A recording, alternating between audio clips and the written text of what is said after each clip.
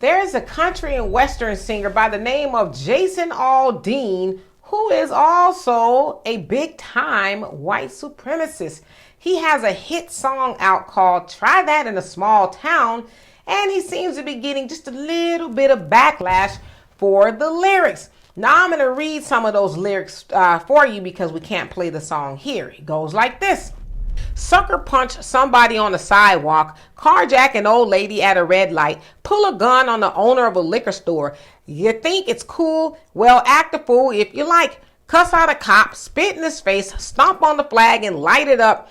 Yeah, you think you're tough. Well, try that in a small town. See how far you make it down the road. Around here, we take care of our own. You cross that line, it won't take long for you to find out. I recommend you don't try that in a small town.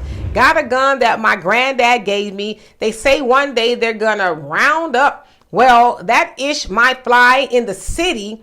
Good luck. Then, he goes on to repeat it. And then at the end, he says, full of good old boys raised up right. If you're looking for a fight, try that in a small town. So again, that's a big song. Again, he got some backlash due to the lyrics. That seems to be talking about black people. Now, of course, he says, well, I wasn't talking about black people. I'm just saying in general, right? But you put in a liquor store, you put in the city and the carjacking. That's the stuff the media likes to attribute specifically to black people. So that's who he was talking about. But nevertheless, at a concert in Cincinnati, he doubled down by saying this. Check it out. As a proud American, I'm proud to be from here.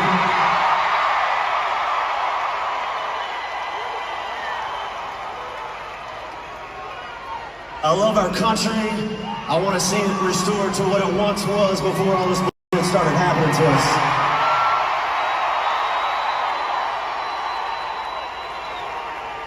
I love my country, I love my family, and I will do anything to protect that. I can tell you that right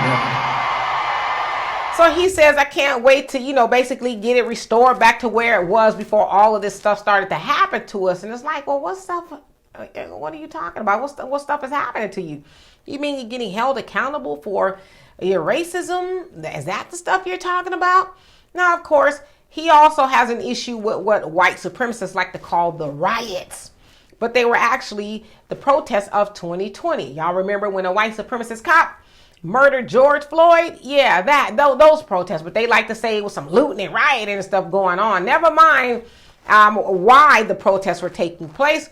But, he says he's going to do whatever he's got to do to protect his family and his country. And I'm like, great, you should do that. But you made that song specifically targeting black people, even though you never mentioned black people. But we ain't stupid. We know that you went along with the stereotypes and all that and made a hit song. And then your whole crowd there is white. I imagine there's probably one or two black people in there because, they be up in there. But they loved it. They loved, every moment of you telling them, I'm going to keep singing it and all this other stuff. And so I'm not surprised by it at all. But one thing I will say, and I'm not saying we should do it, is look how they stand behind their people regardless of what they do, right? Oh, you're being racist? Well, let me join you. They lock arms in everything that they do. They got a little unity going on there. So anyway, y'all tell me what you think of this. And for more insightful commentary, please subscribe to this channel and my channel, The Demetra Kaye Show, here on YouTube. Peace.